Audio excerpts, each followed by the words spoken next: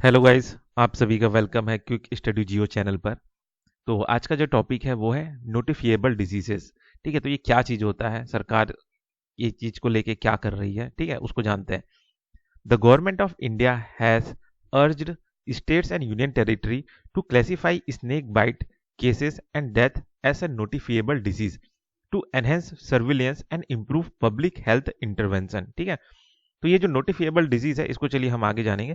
तो ये जानते हैं कि ये जो सरकार है, गवर्नमेंट ऑफ इंडिया है, उन्होंने राज्य और यूनियन टेरिटरीज को कहा कि जो स्नेक बाइट के जो केसेस हो रहे हैं, जो डेथ्स हो रहे हैं, उसको एक तरह से क्लेसिफाई किया जाए ऐसा नोटिफिएबल डिजीज। ठीक है, ताकि उसे हम अच्छे से चेक कर सके, सर्विलियंस कर सके, और उससे रिलेटेड जो भी डेथ डेथ हो रहा है तो उनको रोकने के लिए जो पब्लिक हेल्थ जो है उसको इम्प्रूव कर सके। ठीक है, तो ये सरकार का कहना है कि उसे नोटिफिएबल डिसीज में लाया जाए, डाला जाए, किसे, स्नेक बाइट्स को। ठीक है, this move aligning with the national action plan for prevention and control of snake bite envenoming. ठीक है, which aims to reduce snake bite related death and disability by 50% by 2030। ठीक है, तो ये जो नेशनल एक्शन प्लान जो सरकार का है, national action plan for prevention, जो कि सांप से काटने को लेके है।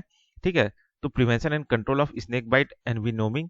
ठीक है, तो ये जो प्लान है इसके तहत क्या है कि इसका एम ये है कि जो स्नेक बाइट जो रिलेटेड डेथ हो रहे हैं या डिसेबिलिटीज हो रहे हैं उन्हें रोका जाए, उन्हें कम किया जाए। लगभग कितना इनका टारगेट है? 50% 2023 तक, 2030 तक। ठीक है, 2030 तक ये टारगेट रखा गया है। ठीक है, अब जानते हैं ये स्नेक बाइट को लेके क्या कंडीशन है, क्या अभी चल रहा है। ठीक है, India records the highest number of snake bite incident globally. ठीक है, सबसे ज्यादा इंडिया में होता है स्नेक बाइट का जो प्रॉब्लम है ना, with over 58,000 death annually. WHO ने एस्टिमेट किया कि सालाना लगभग 58,000 लोगों का डेथ होता है इंडिया क्या बोलते हैं, वर्ल्ड में, पूरे दुनिया में। ठीक है, हर साल। High risk area, rural region and agricultural activity and forested area report the majority of cases. ठीक है, तो मतलब ये आपका ग्रामीण इलाकों में, ठीक है, और जो जंगल एरिया है वहां पे ये ज्यादातर केस होता है। ठीक है, नोटिफिएबल डिसीजेस इन इंडिया। अब ये क्या चीज है इसको जानते हैं।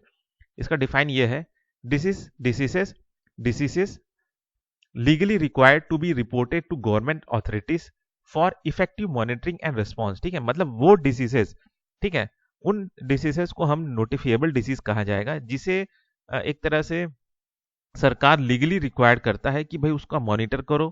ठीक है, उसका रिपोर्ट करो, उसको नोट करके रखो। ठीक है, ठीक है, required to reported to government authorities, जो भी उससे रिलेटेड जो भी केस आ रहा है, ठीक है, उस चीज को आपको गवर्नमेंट ऑथोरिटीज को रिपोर्ट करना है। ठीक है, उसको मॉनिटर करना है, उसको लेके फिर आपको रिस्पॉन्स भी करना है। तो वो जो सारे बीमारी हैं जिनको आप एक तरह से सर्विलियंस में रखे हैं, जिसको लेके आप क्या बोलते हैं, डेटा इकट्ठा कर रहे हैं, जिसको आप गवर्नमेंट अथॉरिटीज को बता रहे हैं, तो वो जो सारे डिजीजेस है वो कहलाएंगे आपका नोटिफिएबल डिजीज, जिसे नोट किया जा रहा है एक वर्ड में, सिंगल वर्ड में, वही है ना।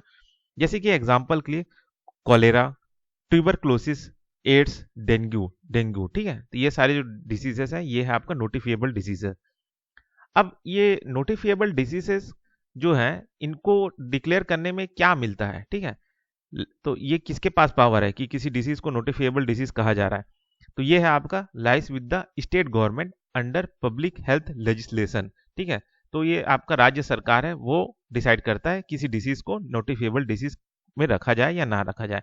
ठीक है, सेंटर जो है can recommend disease for notification. Centre recommend कर सकता है राज्यों को कि भाई आप इस बीमारी को नोटिफिएबल डिसीज में रखें, क्लेसिफाई करें। ठीक है, तीसरा है impact of declaring notification notifiable disease. अब इसका इम्पैक्ट क्या होता है कि अगर किसी डिसीज को हम नोटिफिएबल डिसीज डिक्लेयर कर दे तो इससे ये होता है कि आपका इम्प्रूव्ड सर्विलियंस होता है। ठीक है, ensures accurate tracking of cases and death. इससे क्या होता है कि कितने लोगों की मौत हो रही है उस डिसीज से, ये पता चलता है ट्रैकिंग करेंगे तो। ठीक है, कितने केस अभी चल रहे हैं वो पता चलता है। ठीक है, early outbreak warning helps prevent large scale epidemic. ठीक है, अगर हम इसे नोटिफिएबल डिसीज किसी बीमारी को रखें तो इससे हम पता कर पाते हैं कि आगे चल के उसका क्या बोलते हैं आउटब्रेक कब आएगा, उसको लेके हम एक तरह से वार्निंग निकाल सकते हैं। ठीक है, तीसरा है targeted intervention enables better allocation of health care resources, ठीक है, कि भाई अगर हम नोटिफिएबल डिसीज पे रखेंगे तो हमको पता चलेगा कि भाई इस रीजन में इस तरह का आउटब्रेक हो सकता है, तो वहां पे बेटर हेल्थ केयर रिसोर्स पहले से रख दिया जाए, ठीक है, तो ये सब प्लानिंग में भी एक काम आता है।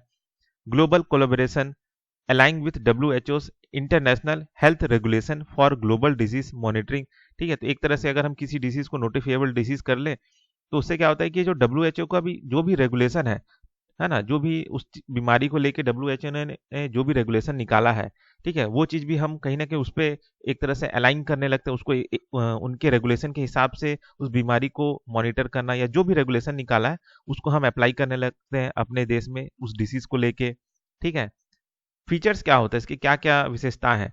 मैंडेटरी रिपोर्टिंग होता है, doctors and health care facility must report cases, मतलब जो भी डिसीज है जिसे नोटिफिएबल डिसीज कहा गया है उससे रिलेटेड जो भी केस आ रहा है उसको डॉक्टर है और जो हेल्थ केयर फैसिलिटीज है वो उसका केस रिपोर्ट करते रहेंगे। Legal implication non compliance can lead to penalties under state law, ठीक है, अब जो भी उस नोटिफिएबल डिसीज को रिपोर्ट नहीं करेगा उसके ऊपर पेनल्टीज लगेगा उस स्टेट लॉ के तहत, ठीक है। Burden analysis provide comprehensive data on disease prevalence, ठीक है, इससे क्या है क्या बोलते हैं नोटिफिएबल डिसीज में क्या बोलते हैं डिसीज के अगर रखने से क्या हो जाता है कि आपको एक तरह से पता चलता है कि किस जगह पे कितना केस चल रहा है, कहाँ पे ज्यादा फैल रहा है, ठीक है, तो एक तरह से डेटा मिलता जाता है। Disease controls facilities public health planning and preventive measures, ठीक है, अब आपके पास अगर डेटा है कि हाँ ये यहाँ पे बीमारी ज्यादा है तो उस हिसाब से आप एक तरह से डिसीजन ले सकते हो कि उस वहाँ पे बीमारी को कैसे खत्म करे, है ना, या फ्यूचर में कैसे आएगा तो उसके लिए क्या क्या तैयारी करे, उसके लिए क्या हेल्थ प्लानिंग हो, प्रिवेंटिव मेजर्स हो, ठीक है, तो एक तरह से डिसीज को हम कंट्रोल कर सके। तो ये फायदा होता है आपका ये आप जो नोटिफिएबल डिसीज में डिसीजेस को रखने का, ठीक है। तो ये हो गया टॉपिक आपका नोटिफिएबल डिजीज। तो इस वीडियो में बस इतना ही, फिर मिलते हैं नेक्स्ट वीडियो में।